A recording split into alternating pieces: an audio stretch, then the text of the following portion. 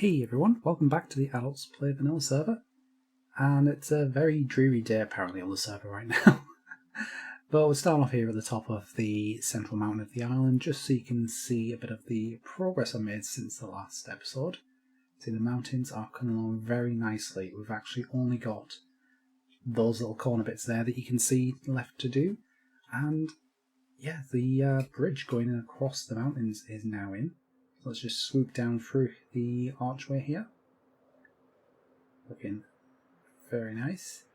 Still so much to do though, like this whole area is completely untouched. The town itself is coming along nicely though. So Frolash, I believe, has now finished decorating the interiors of the four houses. Oh, and there's Vic. Hey Vic. So we'll just pop inside here and yeah, you can see these are looking very nice. So not a lot of space to work with. This is very difficult to do interiors in such a small space, so GG Frolash. Got a little bedroom up there. And another one there, nice. But yeah, we're not actually going to be working on the island today. We're going to be heading over to a small area just to the south. Oh, actually, I just want to show this as well. No idea where this came from or who it was, but totally awesome build award to Shadowfox. Thank you whoever sent that. And also, I want to say a big thank you to all the other members of the server who have been helping out massively with resources for this island. I really could have done this build without you, but especially to Creeperbox, who has left some stone and grass. And also there was another sign here. There was about, God, I don't know, about 15, 16 shulk boxes of stone and dirt. From the Consortium of Ancients, whoever that is. Oh, and thank you, Lucy. I didn't even know that was. I've just been over here to collect some rockets, and I did not even see this. Also, God's Man Organizer. God, I can't even speak. So it's obviously an American, judging by the spelling. But I'm guessing they've been through these chests, and yeah, I don't really do organisation. I do not do that at all. But anyway, as I said, we're going to head on over to a little bit of land just off to the south here. It's actually not very far away at all. Should be just coming into view now. And as you can see, we've got a few beacons set up and there are some builds popping up. Also, yeah, I saw this on Frolash's stream, but Fro was here. Let's put that directly over my plot. But yeah, we're actually having a little bit of a mini-games competition, and yeah, this place has come along a fair bit since I was last here. When I was last here, there was an outline for Vegas Fix game, Hillbilly Madness, and my outline. But since then, we've had Shrunken Zebra has set up Connect 4, and Equal Play and Twixtru have set up this lovely little build. I have no idea what it is, I have no idea what the game is or how it's going to function, but I'm excited to see where it goes. Now, as for mine, you may think, oh, just an empty plot. No, I've actually been quite busy. I've been very busy digging this out because my build's actually going to be underground. I do not want my redstone on shore, and it's quite a sizable build, so I didn't want to have to build around it, so I kind of cheated and dug into the ground. As you can see, we're not quite finished. I need to go down to about Y15. We're almost there. Got a couple more layers left to do. But yeah, this is what we're going to be working on today. We're going to be getting a minigame built. And if you know me, you know I don't really do redstone. I can copy tutorials. I can do that. I know the basics of how the redstone mechanics work.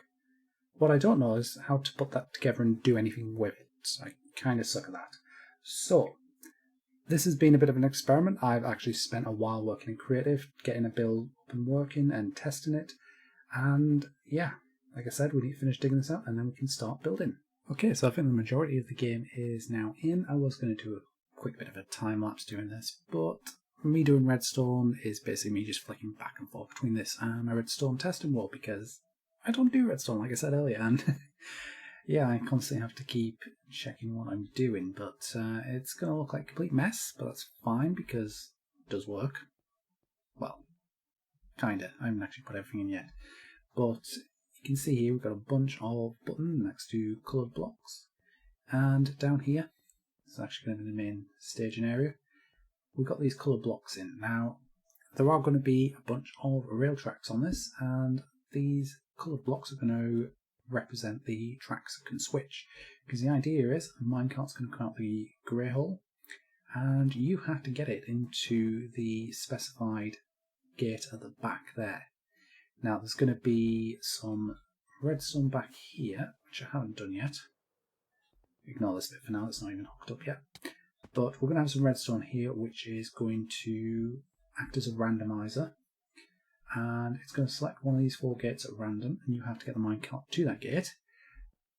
If you do, you score a point, which is going to be on this system here. So we're just using a very simple dropper chain, and each time you score a point, it activates all the droppers at the same time, so the item will move from one to the next. Comparator output, and that will power the sticky piston. Pretty basic circuit really, but it does what it needs to. And if we head up here, you can see we've got the too far. We've got the exact same system here for the timer. So this is going to indicate how much time is left on the clock. Currently with the first redstone lamps, that is 0. And then each one of these is roughly 20 seconds. So every 20 seconds we'll get a pulse. You can see that's what this chain of repeaters is for. Messy, but again, does what it needs to. And every time the drop is activated, the item will transfer from one dropper to the next, which will then move the light across one. And the way we're powering this is using a dispenser which will drop an item. So let's just drop a bit of redstone. And you can see the timer has now started. We'll also take an output from this which will go all the way around and will actually make the randomizer go off as well. So every time you start the game, it will select a new gate, or the same one. There we go. You can see the timer has now activated. We're now 20 seconds into the game, ish. It's not exact. But what will happen is once the item despawns here, which is after 5 minutes, this signal will go off and it will actually lock the repeater chain there to stop it from continuing around. And at that point, the item will have just left that dropper there, and it'll go into a hopper chain and right back around to the start. So, fully resettable. Yeah, I've just got to get the minecarts in. I've got to do the randomizers. Oh, hitting the wall there. There's not a lot of space in here. But yeah, I also need to get the point scoring system in, which will be down here. So see, once the minecart comes past, we're going to have to check to see if the minecart has passed the gate, and also if it's past the right gate, the one with the lamp. And then what we'll do is we'll take an output from that, and that will increase the score counter, and it will also trigger the randomizer again. I also need to set it up so when the randomizer is triggered, if the light's already on, it turns off.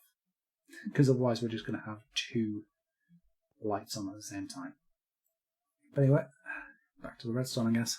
Alright, so the game is pretty much done. I think all of the redstones, I've been doing a couple of tests of it, and there were a few bugs which thankfully I managed to figure out. But yeah, I've just run out of white concrete, so I can't quite finish the wall just yet. I'm going to have to go and collect some more gravel. Fortunately, I have plenty of sand and white dye, that's not an issue. But yeah, this is the game. As you can see, it is a minecart game. And we've got these tracks here on these different coloured concrete blocks, and these correspond to these buttons here. So if I press the yellow one, watch that one there. That one switches, as do all the other yellow ones. And the idea is you get the minecart from this grey gate here over to the designated gate, which is signified by the redstone lamp. Let's just quickly go through the redstone so you can see what's happening here, because I'm quite proud of this, even if it is probably far more complicated than it needs to be. So the game starts when you press the button which is attached to a dispenser here. This drops an item on a pressure plate which lasts for 5 minutes until the item despawns. That will send a signal through here which will unlock this repeater, and also send a wanted pulse down this repeater chain here. And every time it passes this point here, the signal heads up there and up to this chain of droppers, which I can't quite reach without flying. Maybe go this way. Here we go. But yeah, we've got a chain of droppers here, and we're just taking a comparator output. There's a single piece of concrete in here, so every 20 seconds or so, once the signal reaches here, all these droppers are going to power, and the item is going to move along one dropper, and that will move the counter every 20 seconds until we get to 5 minutes, at which point it will go down this dropper chain into the hoppers and back to the start.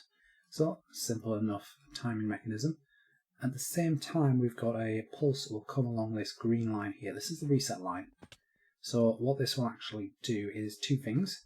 It sends a signal off down there, which triggers these randomizers here, and that will select a new gate. That means someone can't plan which gate they're going to try and get to before the game actually starts. It will also power these repeaters here, which if I drop down, power these torches, which are currently locking these hoppers, which just stops the item that's used for the scoring mechanism from being sucked up into them. So the reset line will power these, power off the torches, item gets sucked down and ends up back at the start, essentially resetting the score for each new game. Now, once the randomizer is selected what gate, obviously the player goes through, presses the necessary buttons they need to get the minecart to the gate. If I head down there, can I? I don't think that's needed. It's not.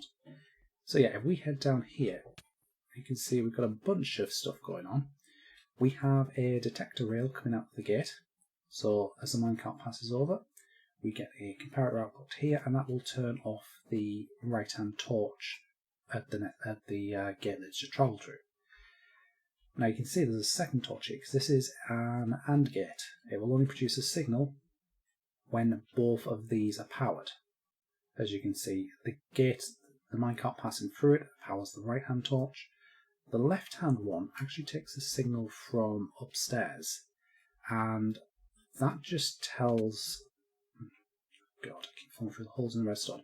But yeah, the signal that comes from upstairs is the one that tells the system whether that gate is currently the correct one. So if this lamp is on here, then that's what sends the signal down to that left-hand torch there. Hopefully that's making sense. So basically you will only score a point if the minecart travels through the correct gate. If it travels through the wrong one, so this lamp here isn't powered, which means this torch is still on, so even if the minecart passes here and depowers this torch here will not power on, so a signal will not get sent over to the scoring mechanism. And that redstone tower right there, that basically activates a dropper chain similar to the timer, and that's how it increments the score. So yeah, that's the basics of the game. It took me a long time to get that working in a redstone testing world, and a little bit longer to get it working on the server as well, because like I said, we had a few bugs. For some reason the scoring mechanism would go from 0 to 4 on the first one, then from 4 to 5 on the next one, and then from 5 all the way at the end and back around to 0 again. I have no idea why that was happening. I think it was just due to the tick delay on the server, which is weird because it's exactly the same system as I'm using for the timer. And this one works perfectly fine every single time. I can't get around that way. I need better ways of getting around my redstone. Like I said, it could probably be far more compact, but I'm a redstone noob, so I've got to have these big massive circuits that can be done a lot quicker. But yeah, this circuit here is exactly the same as the dropper circuit that we've got going on up here. I can't get up there, can I? Let's try something. There we go. But yeah, you can see I've had to change the mechanics of this. So the item starts over in this dropper here. And each time we want it to go along just one dropper. But what was happening was it was skipping several, or all of them in some cases. So what I've done is I've set it here so this one gets powered first. See, after this repeater there is no tick delays there. Then we've got a 1 tick delay for this one, so that one will power first, a tick later this one, another tick later this one, and then this one, and then this one, and so on. So each one will power before the next one. There's 1 tick between each one, and what that means is once it gets to the one with the item, it'll power that, but by then the one afterwards has already depowered, so it should only ever go by 1 dropper each time. and I've been testing it a few times and it seems to work, so yay for figuring out redstone. You know, I kind of miss my concrete blast chamber from Season 1. Although it was buggy, and due to server tick delays, it did blow itself up on occasion. You know, it was still nice to not have to sit here doing this. I came onto this season thinking, you know what, I'm not going to build concrete at all. I hate concrete. I'm just going to build with stone and dirt and wood. And look at me now. I have done around 2.5 double chests of this just for this minigame. And I've been doing it the long way. Placing down concrete and mining out the whole time. And it sucks. It absolutely sucks. Okay, so I think the game is now pretty much complete. I'm going to patch up that wall there. That's what I've just been using to get to my shulkers and chests. Still got the hole there. I need to... I'm not sure what happened there. But yeah, I need to patch that up. But I do now have a bit of an entranceway. And this is up here. Sorry about that. I've been getting quite phlegmy lately, so apologies if my voice is a bit off.